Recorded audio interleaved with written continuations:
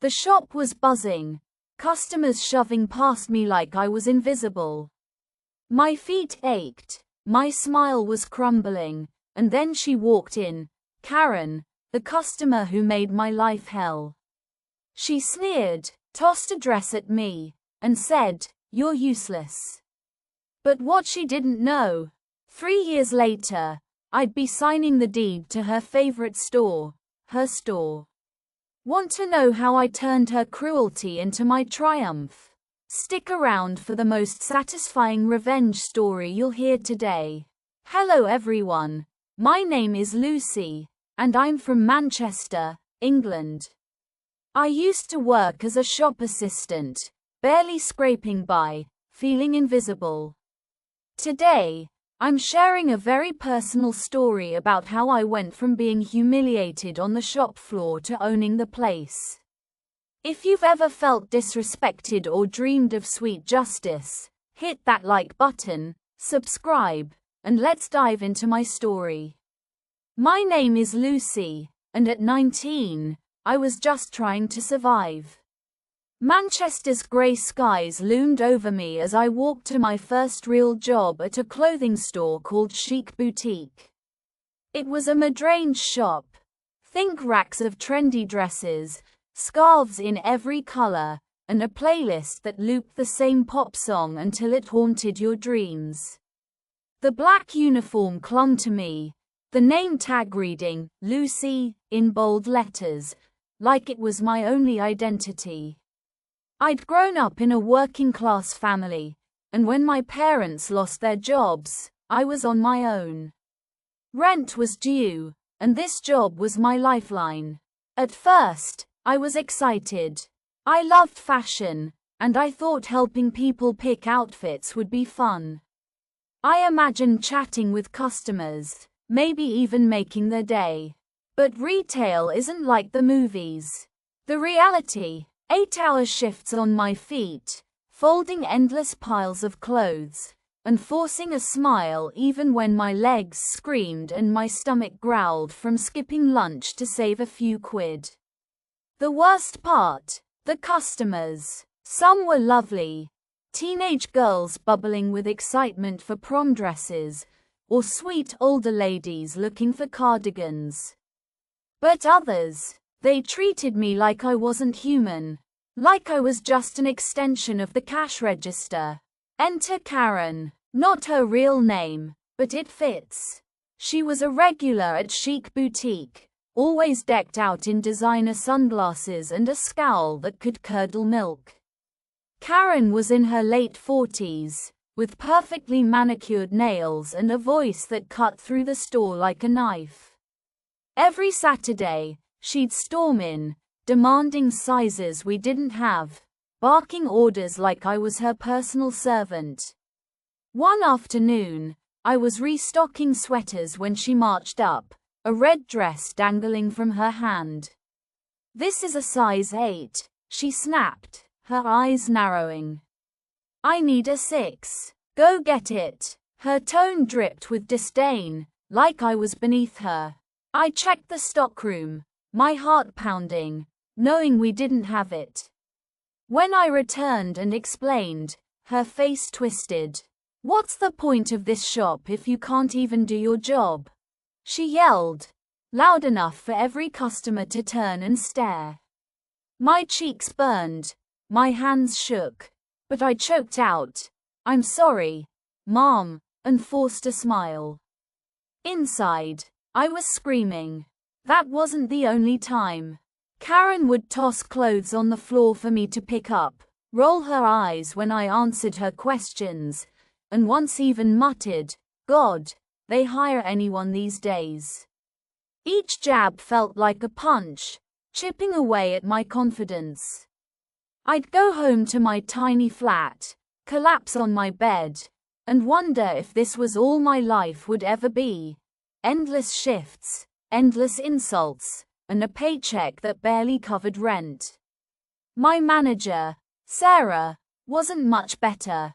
She was in her 30s, perpetually stressed, and quick to point out my mistakes. "Lucy, you're too slow at folding. she'd say. Or, you need to upsell more. Never mind that I was juggling a dozen tasks at once. Sarah never stood up for me when customers like Karen went off. Just deal with it, she'd say. It's retail. I felt trapped, powerless, my dreams of something bigger fading with every shift. One evening, after a particularly brutal day, Karen had thrown a fit over a return policy, and Sarah had blamed me for not handling it well. I hit my breaking point. I was in the break room, sipping water to avoid spending money on food, when I overheard Sarah talking to a coworker. Lucy, she's fine, but she's not going anywhere. She's just a shop assistant. Her words stung. They echoed every doubt I'd ever had about myself. I went home that night, looked in the mirror, and saw someone I didn't recognize, a tired, defeated version of me. But something shifted. I was done feeling small, done being invisible. I wasn't just a shop assistant. I was Lucy, and I was going to prove them wrong.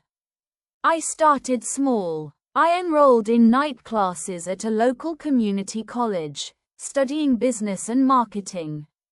I'd work all day, then stay up until 2 a.m. studying, my eyes burning from exhaustion. I saved every penny I could, skipping coffees, buying second-hand clothes, living on instant noodles. My goal, to start my own business. I wasn't sure what yet, but I knew it would be in fashion, something that would make Chic Boutique look like a corner shop. During my shifts, I paid attention. I watched how customers moved through the store, what they bought, what they ignored. I noticed trends. Boho dresses were hot, but our stock was outdated.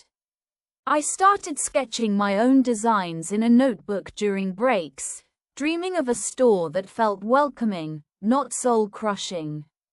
I even began chatting with customers more, building relationships. Some regulars started asking for me specifically, which annoyed Sarah but gave me confidence. After 2 years, I had enough saved for a small business loan. I quit Chic Boutique. Sarah barely blinked when I handed in my notice, and launched Lucy's Looks, an online boutique. I used my marketing knowledge to build a sleek website, posted on social media, and sourced affordable, trendy clothes from local designers. My store was everything Chic Boutique wasn't: fresh, inclusive, and customer-focused. I poured my heart into it, working 16-hour days, fueled by coffee and determination. Within a year, Lucy's Looks was thriving. My Instagram page had thousands of followers, and my designs were selling out. I opened a small physical store in Manchester, just a few streets from Chic Boutique. Word spread, and soon, customers were choosing my shop over theirs.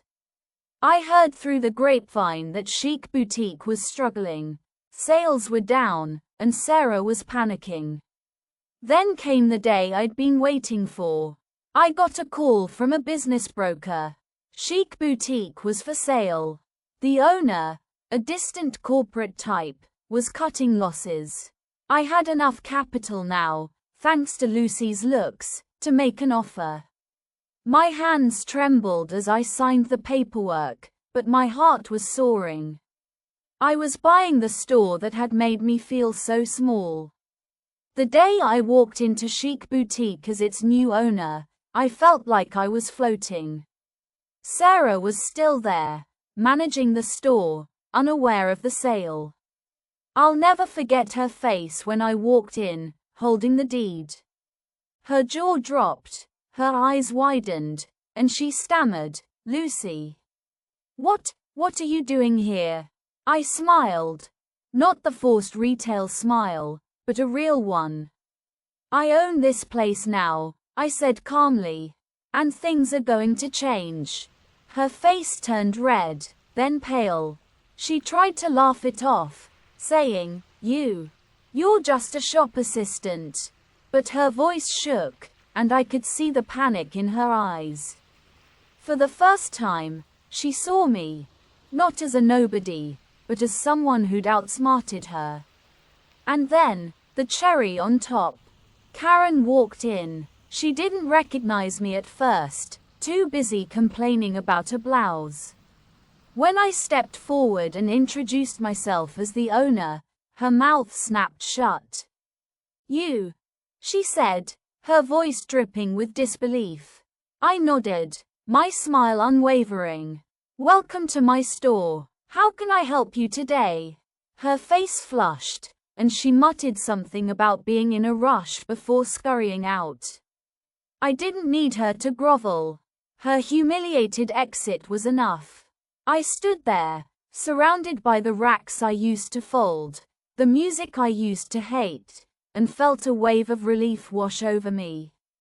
I'd done it. I'd taken their cruelty, their dismissal, and turned it into my victory. I wasn't invisible anymore. Looking back, I realized that job didn't define me, it shaped me.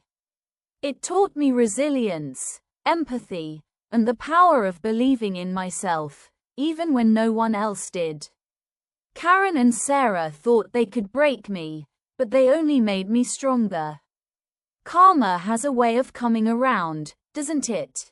If there's one thing I've learned, it's this. No matter how small you feel, you have the power to change your story. So, keep going. Your moment is coming. If this story gave you chills or made you cheer, smash that like button and let me know in the comments. What's the most satisfying revenge you've ever seen or experienced? Have you ever turned a bad situation into a win? Share your stories. I read every comment. And if you want more tales of justice and triumph, subscribe and hit the bell so you don't miss a single one. Thanks for watching, and I'll see you in the next video. Bye.